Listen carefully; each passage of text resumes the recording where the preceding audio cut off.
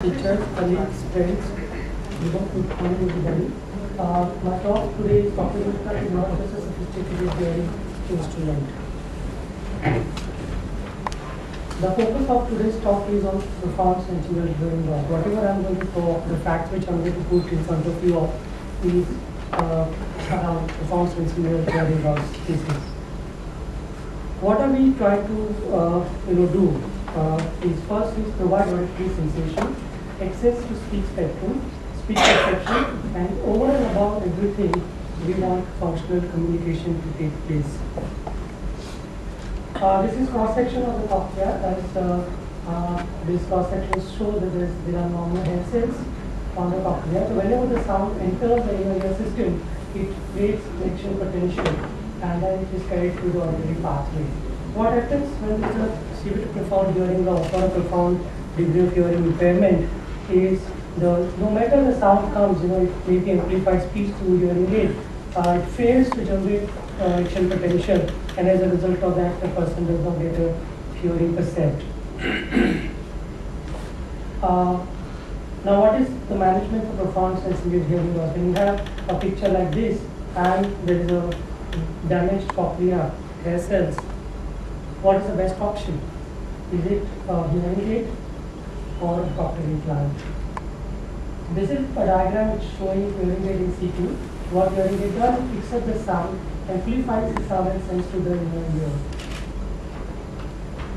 Now, this is a cochlear implant. What cochlear implant is a hearing prosthesis which is designed to provide or give auditory meaningful auditory perception to people who are profoundly profound severe sensorineural hearing deafness. What it does is it provides auditory sensation through electrical stimulation of the auditory nerve via electrodes which are implanted into the cochlea. So this is the same cross section of the cochlea. Electrode. Okay. And okay. The electrode which is placed in the cochlea sends electrical pulses, and then the action potential is generated. So what we do in cochlear implant is we bypass the normal route which normally takes place in the outer ear, middle ear, and inner ear. Here we are directly stimulating the auditory nerve fibers. So even though there are absence of hair cells in this region, we can effectively stimulate the nerves. So this is what the diagram is showing. Auditory sensations which are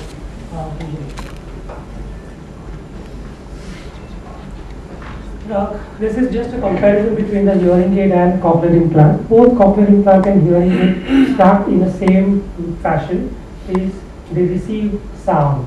What happens in a cochlear implant is a microphone picks up the sound and sends to the speech processor.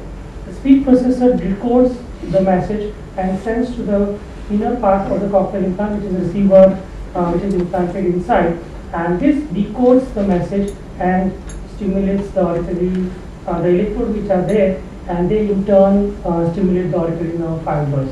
What happens in case of a hearing aid is the sound is picked up by the microphone, it is sent to the amplifier system of a hearing aid which amplifies the sound. It just amplifies the sound and sends to the system, and that amplified sound reaches the inner ear and creates a sensation of hearing. So there are two different ways to hear. One is electrical means, other is just an amplified sound which is provided to the inner ear system. This diagram shows cochlear implant in situ. Cochlear implant has got two parts. One is internal part which is surgically put in the inside in the ear, and the other is the external device. So this is the internal part which is a cochlear implant, it's a nucleus device, and this is external processor, a different type of external processors, body worn processor and a BP processor. This is middle device, the internal implant and the external process. This is advanced bionic system, the implant and the speech processor, and this is Digitonic implant. As we saw, Anurag mentioned about the tuning curve. So this is a typical tuning curve. But what happens in people who have got severe to profound hearing loss, as the hearing loss increases, what happens is the cochlear hearing loss affects the tuning curve. This is a normal sharp tuning curve. As a result of hearing loss, it reduces in its sensitivity and it reduces in the frequency resolution also. So the tuning curve, which is supposed to be sharp like this, has become less sensitive and it's become really very broad. You'll just see a small clip if the audio track plays. What happens when you have this broadening of a tuning curve? What really takes place is a frequency smearing.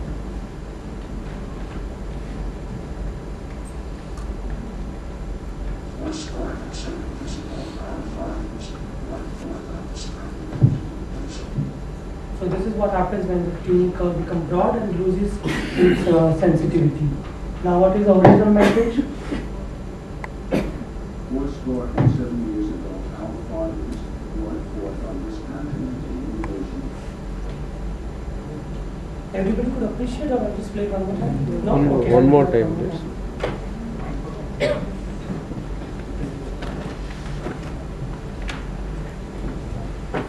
This is a message where there is a lot of frequency.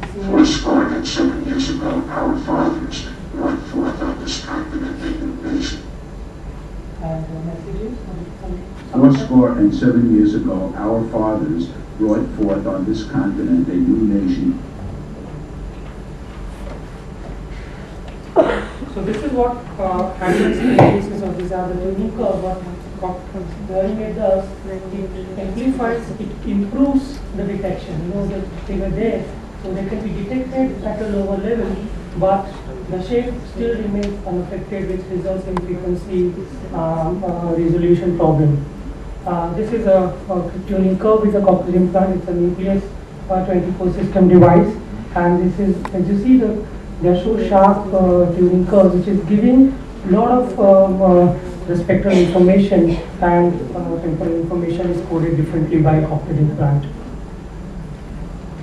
I'm going to just put some facts in the cochlear implant versus hearing aid.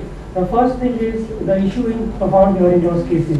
The major issue with hearing aid is it uses the impaired part. You know, you've got a the hair cell which has got a problem, the damaged hair cells. Whereas cochlear implant, as I said earlier, bypasses a normal route. So it functionally healthy part is stimulated. As the hearing loss becomes more advanced, as the degree of hearing loss becomes more and more severe and profound, there is a problem of dynamic range. So it is very difficult for a person to manage that narrow dynamic range which the profound hearing loss person has got. He's got a threshold, and if you increase, then the UCL starts coming. The design of cochlear implant is such that it automatically takes care of the dynamic range issues. Again, continuing with the issues of profound hearing loss, with hearing it is difficult to combine high power and wide bandwidth. What is seen is it seldom provides 60 dB of gain. You cannot have more than 60 dB of gain. And the upper limit of the transducer which I use in hearing aid is seldom about 3 kHz.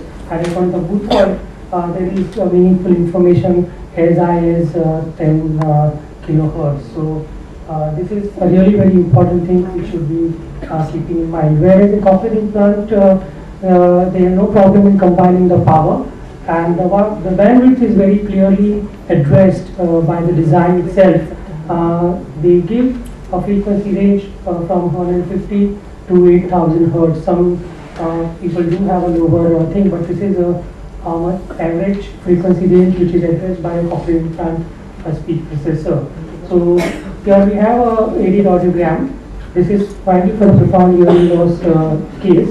And you see, you've got limited access to the high frequency region over here, and this is a cochlear implant assisted audiogram where you see they get a good access to speech spectrum. Again, the problem is in profound hearing loss, they have a poor auditory resolution. One thing which we want to make clear in this situation is the thing power versus intelligibility. Many times you have got detection, but detection is not the only thing. We need to have intelligible speech. Many times we see the audiograms, hearing aided audiograms are covering the speech spectrum. They may be more or less like this for a profound hearing loss case, which then you have to start doubting whether this has been done well or not, because there's no way you could have no response at 120 or 100, a threshold at 4 kilohertz, 90 and above, to come up with this level of auditory perception. This is a speech banana, and as you all know that is divided into two parts. 1,500 below contributes to the power in the speech, and above that gives the intelligibility in the speech. So many times we don't have to take threshold. Threshold is there. You need to have a threshold which has to be measured properly. But at the same time, we have to see how much effective the threshold is, how the patient or the client is making use of those thresholds.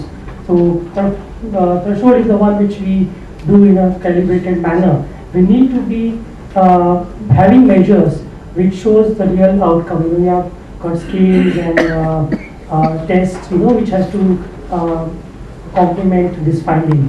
You may have thresholds, but then the speech perception is poor. That means there is a poor correlation. You need to have a good detection, which leads to further discrimination, identification, and recognition. That is what we are aiming at.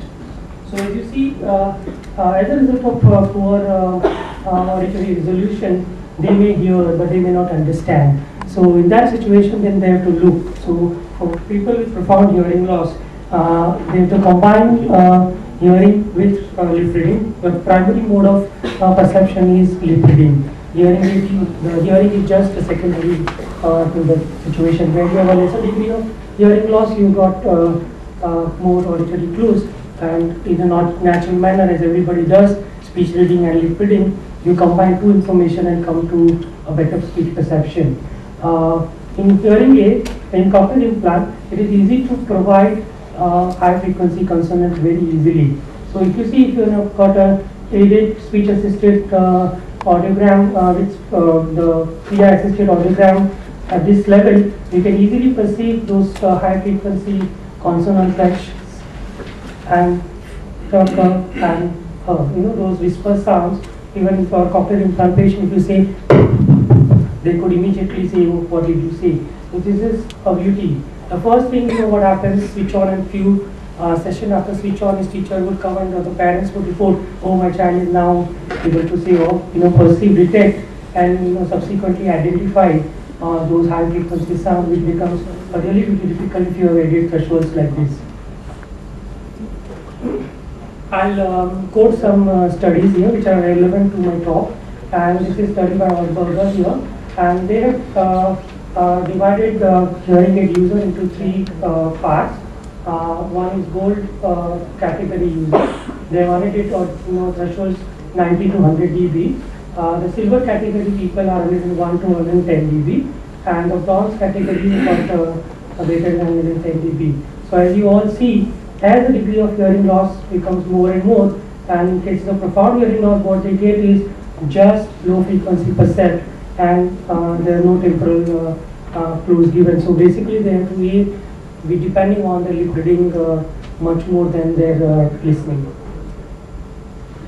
So they have the May score, which is meaningful auditory integration scale, which they have used in those cases, and they have found out that a bronze category hearing aid users improved dramatically with cochlear implant to levels that matched or exceeded those demonstrated by gold category hearing aid users. So if it's done well, then you could be as good as the person with severe hearing loss with an appropriately fitted hearing aid. This is the part of the study where they are looking at the speech intelligibility scores, and which after 2 years of implantation, the speech intelligibility score improves to such an extent that the silver category, it is to the level of silver category hearing aid user. Sometimes it even comes to approximately within 10% of the gold category users. So the people with profound hearing loss, aided, may not come to this level. So this is what we really need to keep in mind. This is another study which I'm going to show, as Anuradha said, is listening in quiet is very easy, and in a sound treated room also it is much more easier, because at 1 meter the patient is sitting and you are giving a calibrated information. But if you go beyond that, then you will see over here is what they have done is they have tested under different situation, quiet and plus 10, plus 5, 0 dB SNR, and they also use multi-talker babble. And the result of the study show that the children using cochlear implant were significantly better than for children with profound hearing loss using hearing aid. And the cochlear implant performance is similar to or better than severe hearing loss using hearing aid. This is just a graphical representation, the histogram, where you see this is a cochlear implant results. So even in quiet they performing well, but if you go to see even in noisy situations, they got a better performance, which is more or less comparable to the silver group people. In summary, I want to say a cochlear implant and a hearing aid is the best piece of human invention, provided it is carried out with utmost care and precision.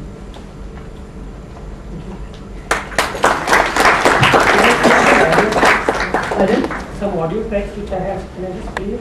Yeah.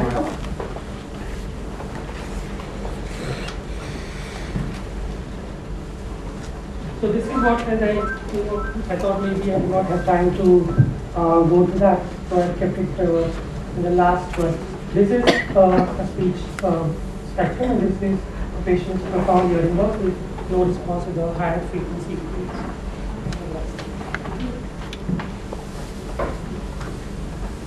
I'm sure a lot of people have seen this, but this is just for the doctors and those who have not heard them before. So this is a speech spectrum, and now let's see if you have only excess up to 250 hertz, what happens? 250 hertz, low pass.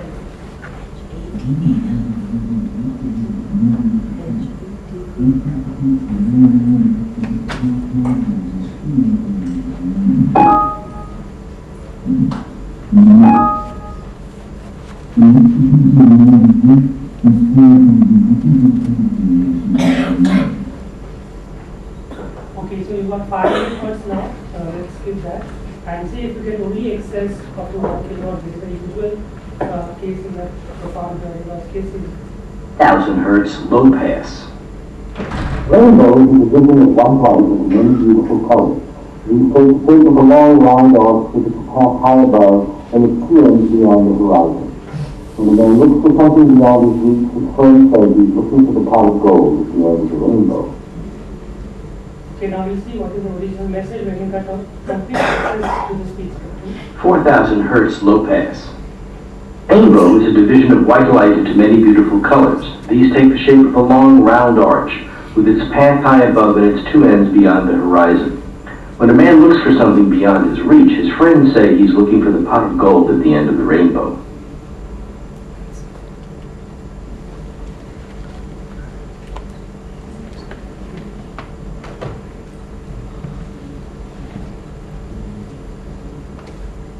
That's the only one, or you want to show one? No. Thank you, Doctor. Thank you very much.